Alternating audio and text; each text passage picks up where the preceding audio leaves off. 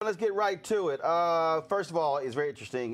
This book is called The Cooking Gene, A Journey Through African-American Culinary History in the Old South. Of course, I just had about 20 family members in Virginia for Christmas holidays, and so I needed them black people to leave because it was way too much food being cooked. Yes. Because my dad was was the lead chef for my grandmother's catering business, and then my brother's an executive chef, and so they were planning meals, and I mean literally.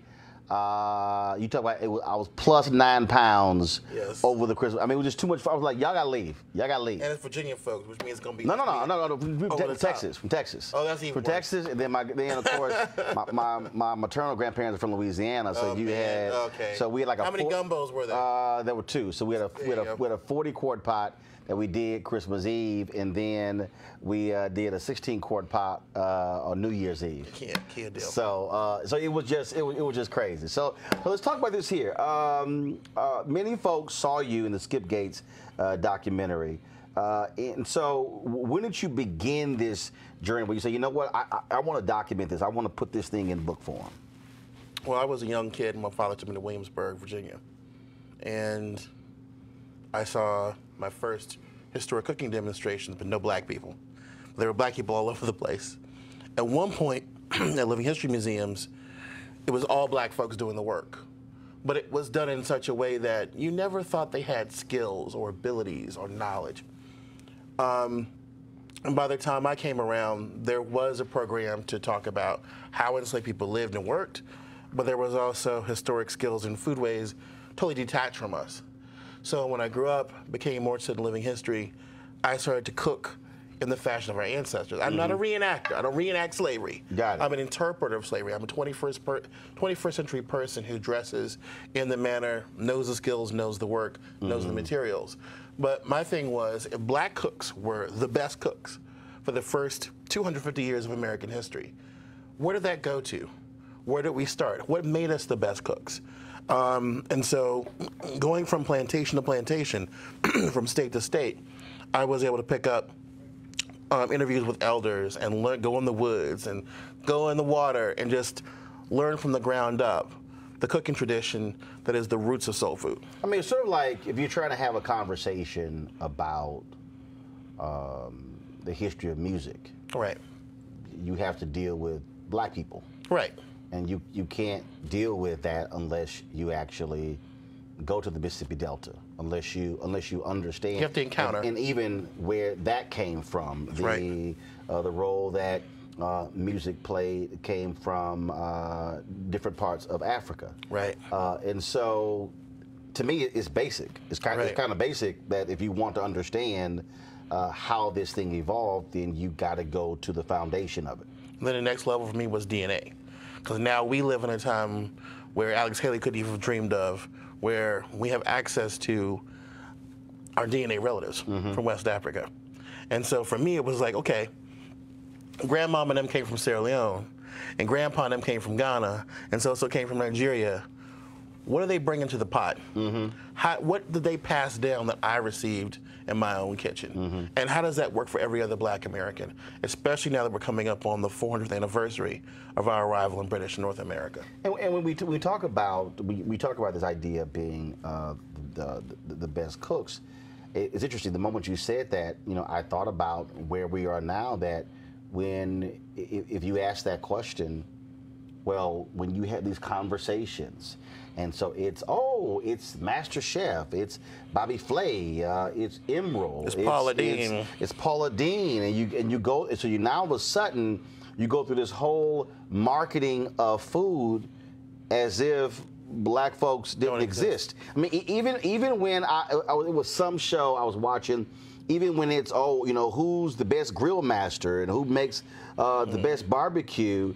Don't look like us. Right. I mean, it is as if to me, it's sort of like having a conversation of music, and then you go, oh, it's the Beatles, it's Elvis. You go, hold on, y'all missing a few people. The TV makes it look like it's all about the Bubbas and not the brothers.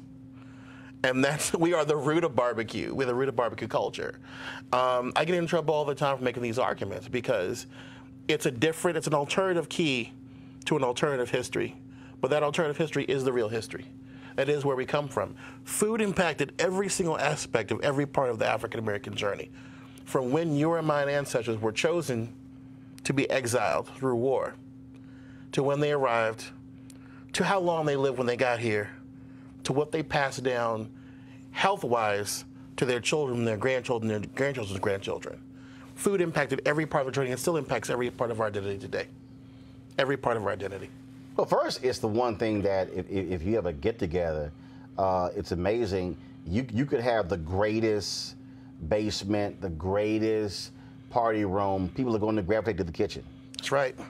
I mean, the reality is again, as I said, all my family, they were planning the menus a month before, a month and 2 months out. And I'm like, because we're on a family group meeting, I'm going, what the hell y'all talking about? I'm like, y'all ain't here for 2 more months, dude. They were literally planning the menus out in advance. Because the hearth is the heart of the household.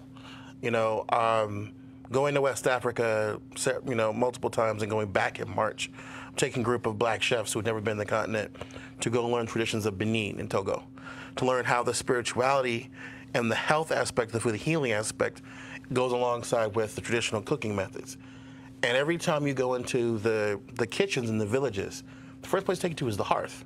Why? Because that is where the earth goddess is, that's where the creator, earth goddess, meet. That's where your ancestors are buried, beneath the kitchen. And so all these parts of the different parts of our ancestry, our story, all fit together. We're connected to food in a way that other people just aren't.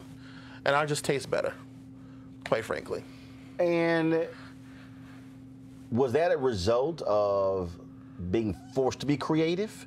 Not having everything at your disposal? Was it a matter of constant experimentation? Was it a matter of, I mean, what? All the above.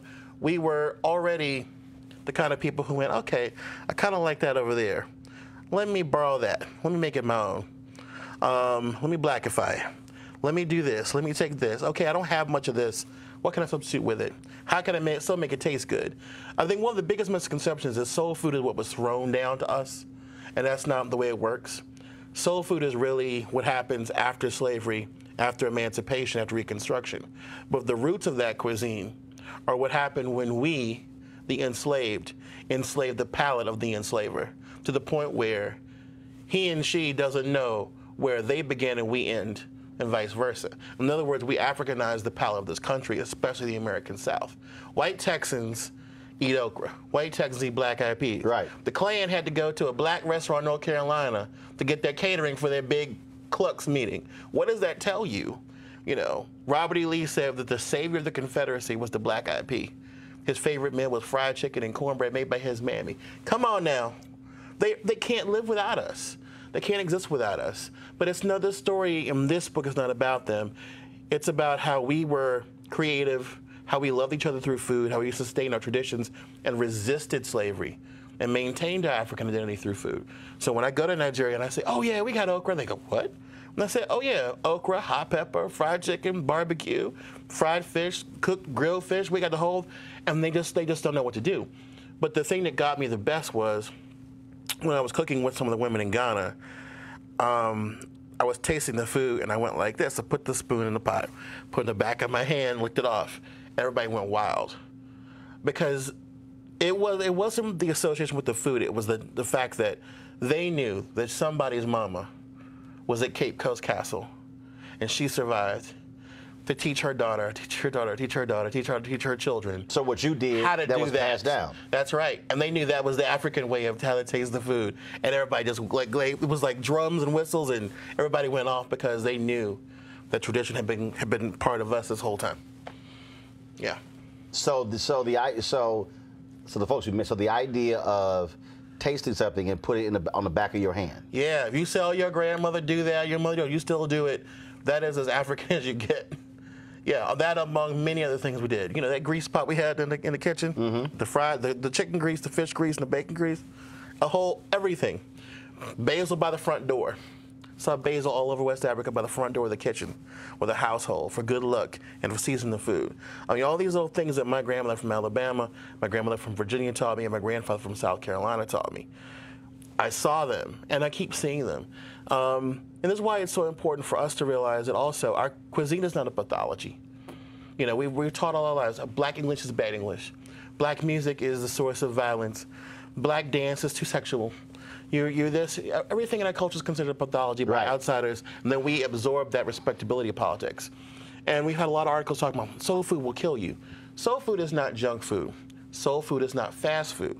Soul food the real soul food, is food from the earth.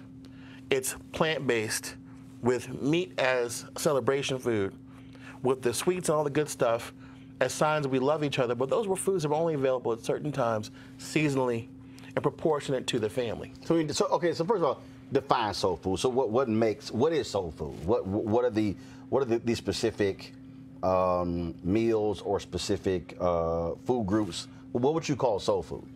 Hey, I would call it soul food. I even say soul food embraces Creole food. Because really, they're part of the same family.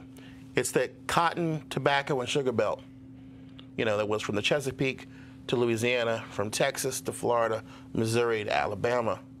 And it was shaped by enslaved people who were the cooks, who were the chefs, who were the caterers, who were the best. James Hemings, the best chef in America was a black man who was enslaved by Thomas Jefferson. And those DNA lines, he was his wife's half-brother. They were all connected. Mm-hmm. But he infused European food with African ingredients to create a gourmet Southern cuisine that everybody envied. And it wasn't just him. These professional cooks were sent to Europe, but the main thing was they were still drawing an African background. So over time, we had foods that were based on our gardens, foods that were based on fishing, foods based on gathering. We've lost a lot of that because we had to move for the sake of our lives in the Great Migration. People forget that. We were forced out of our secondary home because we had to make money, because we had to not get lynched, because we had to survive. And we lost a lot of our indigenous foods that were part of the soul food tradition. So now people think that soul food is just a meat and three. Candied yams, fried okra, greens with a lot of pork in them. Nothing could be further from the truth. Mac and cheese. Mac and cheese. Those are all really well and good celebration foods, fried chicken, but they're not the standard canon. The standard canon is actually beans and cornbread, sauteed greens, whatever fresh soup or stew you can get from the various parts of your garden. And yeah, there was pork in that pot, but if you're working a 16-hour day, I've picked cotton 16 hours. I do that every single year to remind me why I'm grateful for where I live now and who I am now. But that work requires calories. But it's just like I was reading it was a story several years ago. Yeah. And they were talking about the evolution of breakfast. Right. And they said what folks didn't understand was we were an industrial nation. Right. And so these men, they were largely men, would eat these massive breakfasts because they were going to work in plants. He said, and then they wouldn't have their next meal until it was lunchtime, and that was 45 minutes or whatever. He said, so and they said that's where these big breakfasts come from. So, so when they had pancakes or biscuits and grits and eggs and sausage or bacon and all of that, it's like, there's a reason for that. Because you were leaving home and you were burning off a hell of a lot of calories. It wasn't just they were not eating huge breakfasts and then coming to sit in office. Right. But for us, our story is that hypertension begins both with the stress of racism and enslavement, but also the fact that those Africans who made it alive across the ocean during the Middle Passage and being seasoned in the castles were the ones who could retain the most sodium. So the very things that cause us chronic health issues are the result of the adjustment to a system we were not used to. I mean, diabetes, certain cancers are because we were biologically clustered. I mean, every African was handpicked to be an enslaved person. And that's the scary thing. We're the largest group of genetically modified humans on Earth. Because somebody had to pick every single one of us who became our ancestors, right? But the chronic illness factor comes from the fact that we didn't have gluten for 70,000 years, and all of a sudden somebody goes, here's a biscuit, here's pizza, here's a sandwich. Those foods are very convenient and easy, but we're the lowest gluten tolerance. We have the lowest gluten tolerance of any human population on Earth, the sub-Saharan Africans. So we have a lot to think about in terms of how we restructure our diet, our lives. There's no reason why you can't enjoy those foods. But for me personally, it's like switching out the Kool-Aid for the hibiscus, the cola for the unsweet tea. The fried chicken it's special because I make it great, But the problem is it smells up your house for 3 weeks. People eat it in 2 seconds, and it's a delicacy. But why would you want to make that every week? So I kind of emphasize that, but also the fact that no one has to tell black people about plant-based food, healthy food. That's part of our heritage.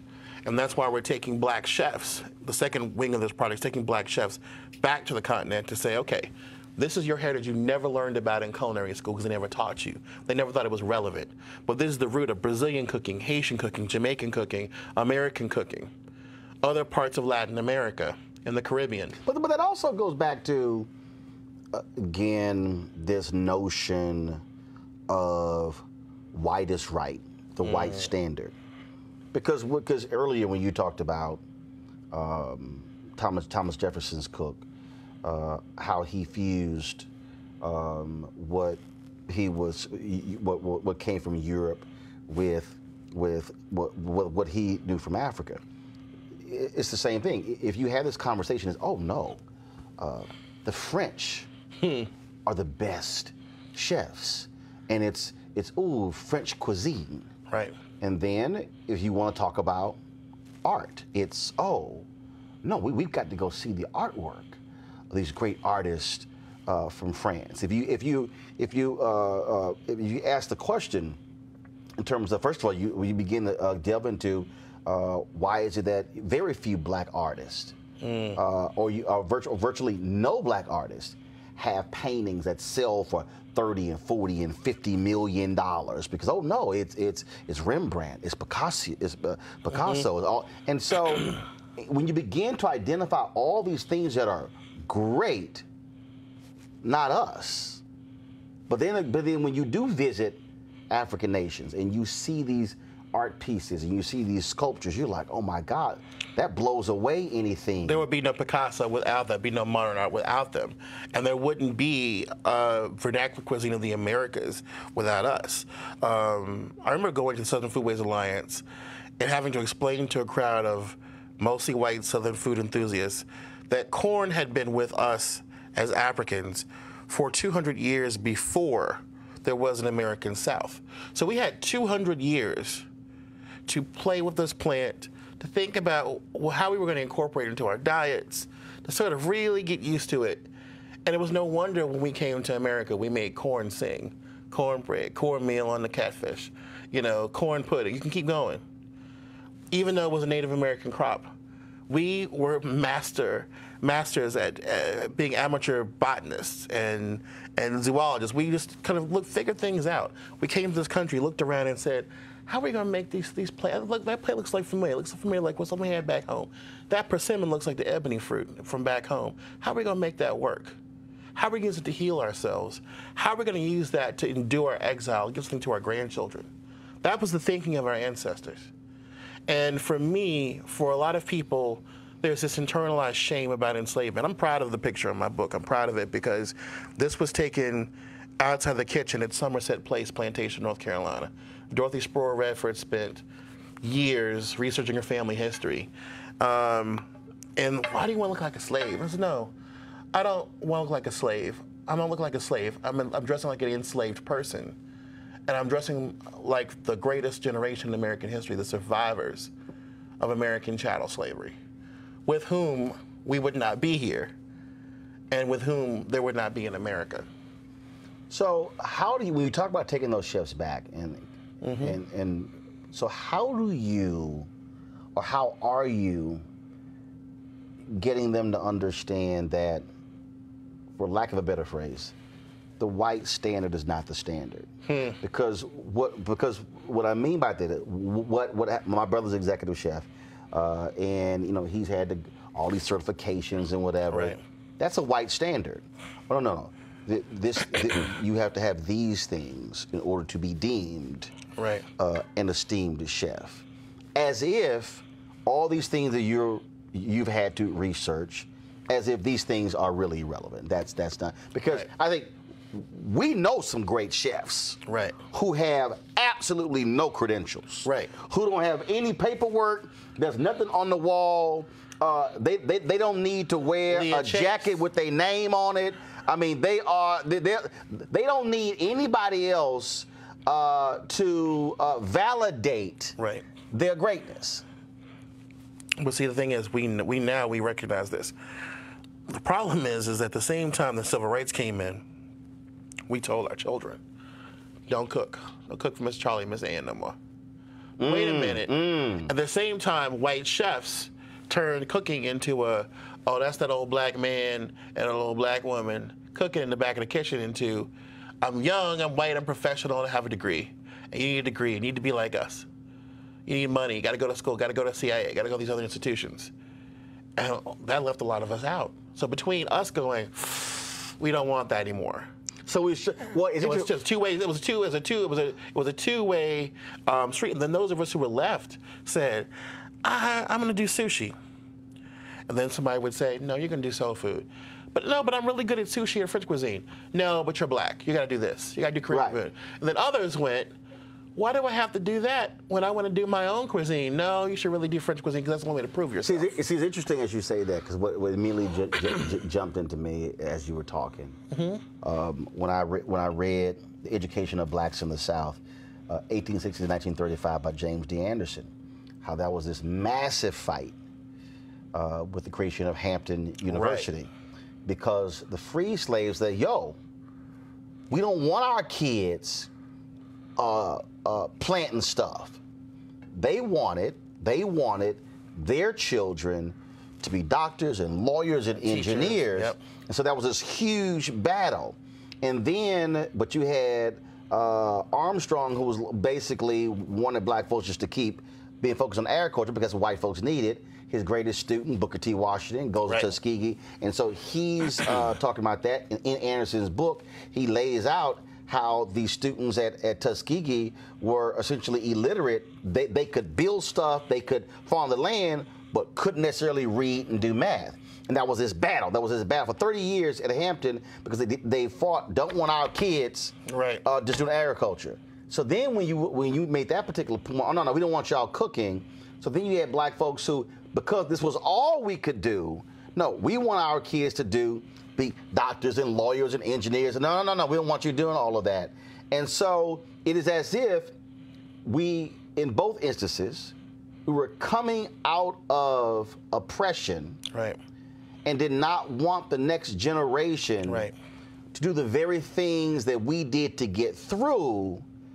And as opposed to, it should have been, wait a minute, we can do both. Right. And then when they got passed over to other folks, they turned into this art. And that's why they get to be on TV and do all this stuff. And that's how I came into the scene, talking about appropriation, talking about Paula Deen, talking about the fact that, we're talking about Paula Deen and the N-word, when we really should be talking about why are you letting Paula Deen say my grandma invented hoe cake and get away with it on TV while you have shows on while she goes to her granddaddy's plantation with hundreds of enslaved people?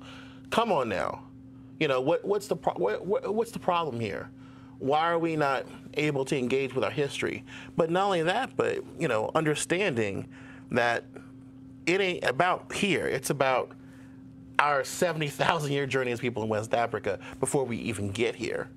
So for these chefs that are coming from the Caribbean, from America, we go with Roots to Glory tour company, and what we do is we craft these tours so that we can go make the palm oil, bring the fishing nets in, go to the farm, see how the cutting grass rat is eaten. I did not eat the cutting grass rat. I wasn't ready for all that. But the bottom line First of all, somebody watching, what is a cutting grass rat? Cutting grass rat is a huge bush rodent that is very popular in West Africa. It looks like a possum and a beaver did something they shouldn't have.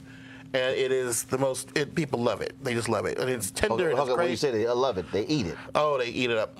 Their whole restaurants, the only thing to do was this huge cutting grass bush rat. And you said, I'm going to draw the line. I'm going to draw the line. Smell good. I ain't going to lie. That sauce Miss Mabel put together was banging. But you just said, I'm going to draw the line at eating rat. I have to draw the line at eating this rat. But it's that ingenuity. So we didn't come here and learn to eat a possum. We already knew. Okay, cool. It looks like something from back home. Let's do it. Okay, hold on. So Shannon Sharp and I were talking about this, and Shannon Sharp grew up in South Carolina. Okay. And Shannon would talk about eating possum and all this, eating all this sort of stuff. He's like, man, look, I grew up in the country. So what you're saying is, we will say, oh my God, what are you doing? That's country. But no. That's our heritage. It was, folks took what was happening in African nations, and to your point, oh, that looks like this, substitute. Right. Switch it out. So for these chefs to see that and go, oh my God, my grandfather did that. Or we're from, say, oh, from the West Indies, we do that the same way. Or we're from wherever. Put the pieces together. They want to know where they come from. I have one chef who is coming to Benin, who's worked with Native American chefs, like my friend Sean Sherman, who wants Native American communities to become better and healthier by eating indigenous food. We've worked with him for several years now. He's like, well, I got to come back to my home thing. I want to know how we do this on a level with African culture and African American culture. So with this, and again, I made that point earlier about white validation. Yes. With this, are you essentially trying to get this next generation of black chefs to come to the point of saying, stop being so focused on what they say you need in order to ascend to be a great chef. Focus on what we have always created, and then what comes out of that is a whole new culinary standard. Absolutely. I'm sorry, a new culinary standard that is actually old. Yes. You know, when I was in Senegal, we were sitting down to have okra stew with people in the hotel, the chefs at the hotel. And they were really hospitable. It was a big part of Senegalese culture. And my new cousin, Fantas, he said to me, you know, Michael, we are your new family, but we're your old family. And you're always welcome at our table. And that's the kind of thing that I want to engender in us. I mean, this book was not only hard work, but it became the first book by a black American to win Book of the Year, the James Beard Awards. You know, I was told when I started this project and started to market it to different publishers, America's not ready for you. You're not the American story. Literally, I mean, I'm quoting them. Your voice shouldn't be the lead voice talking about the South. What about so-and-so and so-and-so? And they were all white authors. So people resisted the idea of us taking our DNA, our family history, our food history, melding them together and saying, no, these are my credentials. Some clubs you can join in, others you got to be born in. And that's what I say. And I say that is until you go through this process, you can't tell me who I am. Now I know who I am. I know the names the clans people came from in the continent, what ethnic groups they were. I've been to the villages.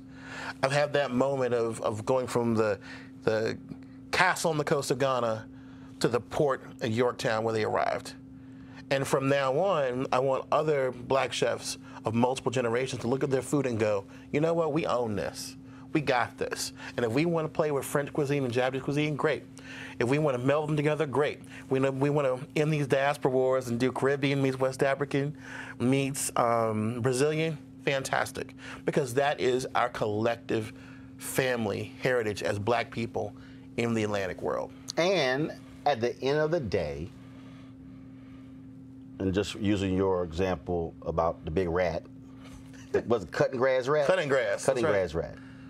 At the end of the day, even though you didn't eat it, at the end of the day, you said, oh my God, that smelled great. Right. I ain't eating it, it smelled great.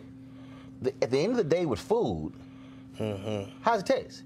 I mean, you can say, look, I have one of my aunts, one of my mom's aunts, my mom actually baked cakes for 30 years. Wow. And so she did wedding cakes, every kind of cake possible. The reason I don't like icing today, because I had to taste all that icing when I was a kid. She's like, okay, taste this. Ah, damn, too bitter, too sweet, too. But I had one aunt, her cakes fell apart. You literally you couldn't cut her cakes. You had to get a damn spoon. Okay. It don't matter. It didn't look good. Right. It fell apart, but damn sure tasted good. At the end of the day, food is how does it taste? Right. That you can have all the degrees you want to, but if it don't taste good, that's right. End the conversation. Well, that's the answer to the appropriation conversation right there. Is that, you know, yeah, you can make hot chicken. You're not going to make it well. You're not going to make it as good as. Right. You can call it that. You can call it that, but it's not the same thing. Nice try. And that's because we need the source code. You know, like I tell people on Twitter and at Kosher Soul, you need the source code. Black folks, we need to maintain and upkeep our source code, because without that source code, nobody has anything else. Which is why it's I think for people who don't cook, people go, but what did you put in it? It's like my mom makes this pineapple cream cheese cake, and literally it's not an icing. It's like the top of the cake, the frosting and the icing literally is pineapple cream cheese. Wow. And dude, the cake is ridiculous. And my brother's tried to make it. He can't. He's executive chef.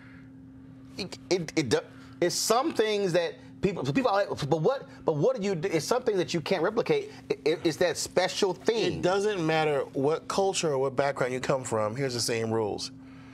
I give lectures on how to teach people how to like do family recipes. But at the end of the lecture, I remind them something. You are not your mom and daddy. You will never be them. You are only you're half and half. And not even really that. Your children are not your parents or their grandparents or great-grandparents. They are little pieces of you. Their children are going to be little pieces of them. Same thing works with food. Yes, my grandmother was fantastic and my mother was the best. But I do things a little differently. Like, okay, cool. My people will do something a little bit different after I'm gone. Just like DNA. Food and DNA are one and the same. Each generation changes up a little bit.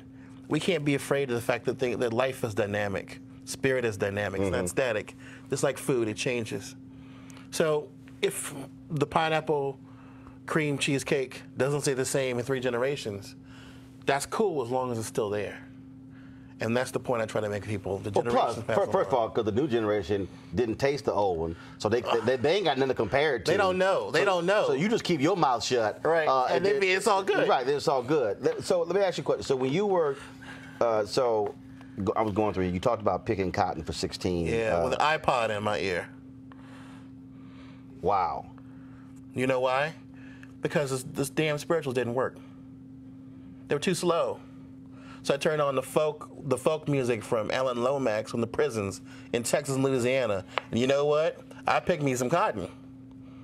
I learned, and I broke down. I had an emotional breakdown because I realized I'm here by myself alone in this huge field, endless, this blinding me with the light hitting the lint and the cotton. And I'm realizing something. I'm realizing this is why we created a music, a community, a religion around keeping each other awake and alive.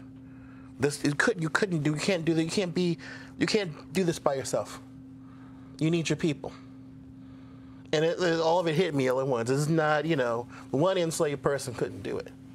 It took a whole community of people constantly striving to be free and resist slavery to exist. When you were making this rice, explain that process. Because the photo says pounding Carolina gold rice. Yeah. A Middleton plantation, Charleston, South Carolina. And that is before I knew that my mother, blessed memory, her direct maternal ancestor was Mende from Sierra Leone. And I knew that her furthest back grandmother was born in Charleston. So I didn't even realize that I was doing something that my family had been part of their life for several thousand years. Rice goes back in West Africa 3,500 years, indigenous. And these women were brought specifically during the middle of the 18th century to cultivate rice. So when I talk to black folks about using their DNA and using their family history and kind of combine narratives, I go, where are you people from? They'll say, I'm from this state, from this state. Okay, great. So who came from where? We work out the details. Then they get, did you get your DNA done? Yeah, I'm Yoruba. Okay, great. There were only 6 ships that came to Virginia. Only some ships came to South Carolina. These came from Louisiana. And I go, how many generations can you go back? Oh, this date. I say, okay, that was when the slave ship came in. And they go, what? I say, okay. It's like, you keep digging, you find something, let me know. 9 times out of 10, I'm right. Because for me, that exact moment, everybody else glorifies when their people came to Ellis Island. We didn't have no damn Ellis Island. My name ain't no damn Twitty. My name is Keta. My name is Njai, the Lion Clan. I take great pride in that. But that's because we have these scientific and cultural miracles going on that our ancestors never could have dreamed of. But when you pound that rice, you learn a couple things. Number one, these women have the strongest arms and upper body strength known to man. And then the second part is they would never break the rice, which is hard to do. When you broke the rice, you made an inferior product. So these women who were brought in from Sierra Leone, Liberia, Guinea-Bissau, Guinea, Senegal, and Gambia were so valuable that they made that generation of South Carolina and Georgia planters the richest white men on earth.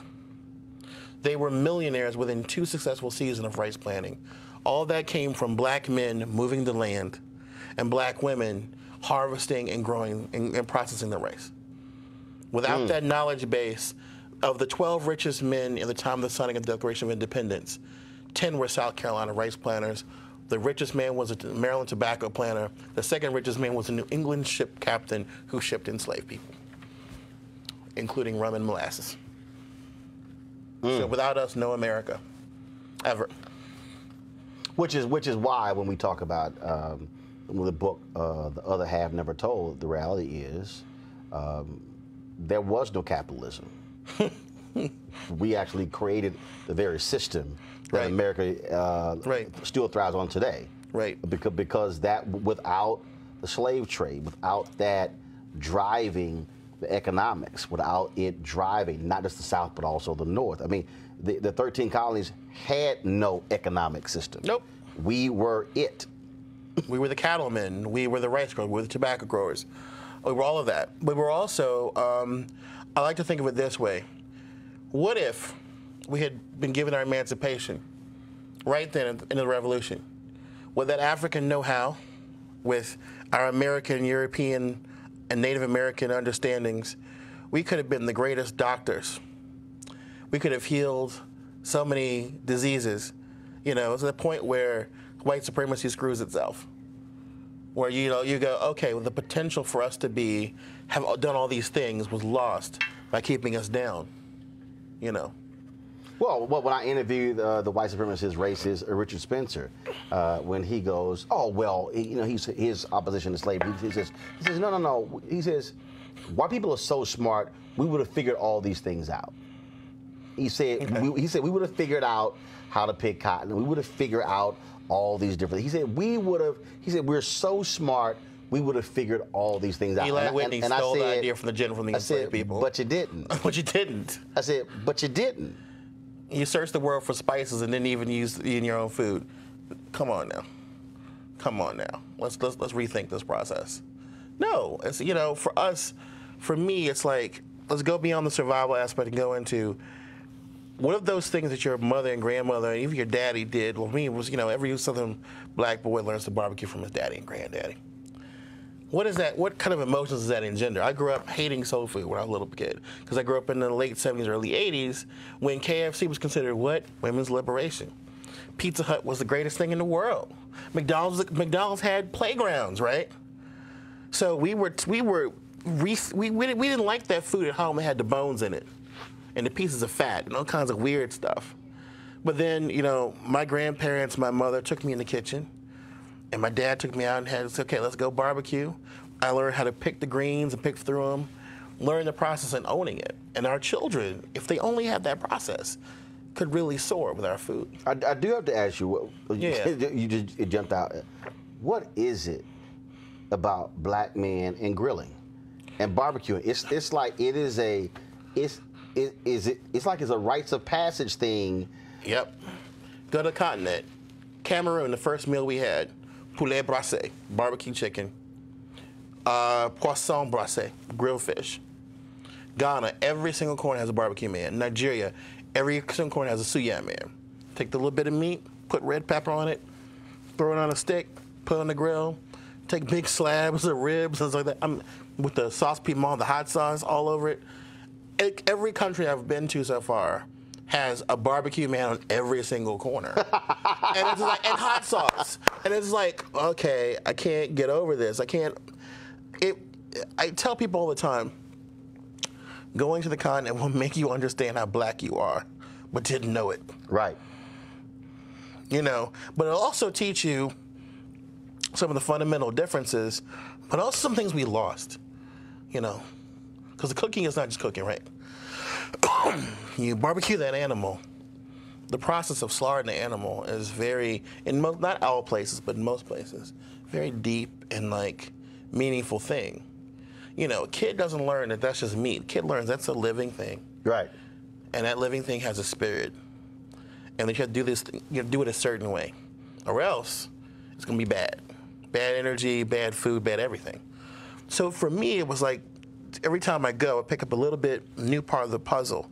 And hopefully when we go to Benin, we're gonna be, I should probably say this, we're doing a GoFundMe because we're bringing our first cinematographer with us. So we're able to document what the chefs see. And so you didn't do all the stuff, you haven't been shooting this? We haven't been shooting anything. So are you serious? Yes, yes. We've been looking for black folks with cameras who have the talent, who were able to do this. Wow. Because I mean, that's the point. I mean, surely I was like, oh, I know y'all got all kind of stuff. Because I mean, we are just starting that process. We're just starting that process. We at least just going to strap a GoPro to your head and then just wherever you look, just recording it. Because, I mean, I was like, oh man, I know you got hours and hundreds of hours of stuff. Wow. So when I talked about how do we not turn this page, but how do we sort of go back to the future? Right. Somebody's watching right now. They haven't been to these various countries. They haven't been to different continents. But they may now realize, you know what? I should stop running away from what is ours. So what do you tell them where to start? How to start? I'm going to tell you something very special to me. When I was a freshman at Howard University, I met an extremely important playwright and writer, August Wilson. Mm-hmm. August Wilson was a really nice man. He was very congenial. And I asked the first question of this big to do. And then later that night, I brought my little books together, my plays. I came to see him in line out the door. He pulled me. I said, "You the young man asked me that question." I said, "Yes, sir." So he pulled me aside. We talked for like 10 minutes. I knew I was, taking up his time. And August Wilson said to me, I said to him, "Sir, what do I need to do to be a great writer? What do I need to do?" He said, looked me dead in the face. He says, "I want you to go back to the South and find Africa through your grandmother." Okay. Big hug, sign my books. Enjoy, August Wilson. Never saw the man again in his life. He said, go back to the South and find Africa through your grandmother. We have to begin to remember that our stories, our parents' stories, our grandparents' stories are the first to be rescued, and our children should recognize that their life and their times are just as valuable. Mm-hmm. We forget that we forget our own narrative. Right. To start to record them. We need to sit down with our parents and go, Mom and Daddy, how did you meet? Where do we come from? What do you know? Talk to anybody who, they don't have to be just grandparents, collateral relatives. Mm-hmm. Go through that process. At least get there. Go to your family's home place. Don't just go there for a homegoing or a homecoming. Go there and spend a week. Go to the cemetery. Go to the church. Go to the land. Find out where your people were enslaved or where they own land. Sit there and meditate. Get your DNA done. I'm not going to go into that whole wasp nest of should we or should we not. Now you know where I fit on this puzzle. Go to African Ancestry. Go to black-owned company. It will tell you where you're from. Okay? Do your other DNA. Do your autosomal DNA. Find out where all the different parts of your identity come from. I talk about being part European, being part Native American, etc. But start there. And then, if you're ready, if and when you're ready, you can book that ticket. Mm-hmm. Go to the continent. See something. Bring family with you. And then bring something back. Bring back not just pride in where we come from, who we are, but remember that first moment when you get off the plane in Ghana when they say, welcome home, what that feels like. 2008, July 2008, when I went to Ghana. So we landed, and I took a picture real quick of my feet touching the ground. Yes. And the cats with machine guns were like, no photos. And I was like, damn y'all and these guns. Right. I'm taking this photo. And literally, it was getting off the plane, stepping on the tarmac. I took a picture. It was very intentional. Right. One, I took a photo of when we descended in my first, I took a picture literally as we broke through the clouds. So my first view of Africa. Yep. As we were descending across Ghana. But yeah, got off the plane. They were like, no photos. I was like, damn all of y'all. It was like, click. It was like, and I had some sandals and linen on, but it was that was it. I was like, I don't care. Y'all can have a machine gun all you want. See, now it's different because they know they're getting something out of it. So now it's like, oh yeah, go right ahead. Yeah, absolutely. Where's that dash at? I always ask this question, and this would be the last question. Yeah.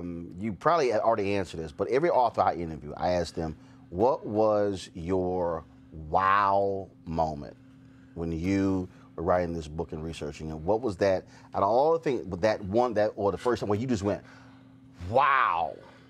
Okay. So I'll put it down to 3. One was fine. I was related to Sarah Palin. That sucked.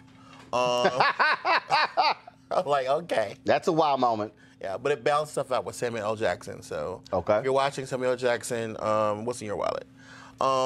But other than that, it was for me realizing that, you know, when I went to Howard and learned Yoruba, and I went to Nigeria, and then I came back and found I had 4 Yoruba cousins.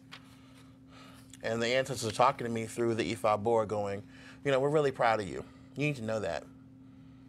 And I lost it because I didn't have my mother anymore to say that to me. Mm-hmm. And here they were talking to me and saying, yeah, you're back home.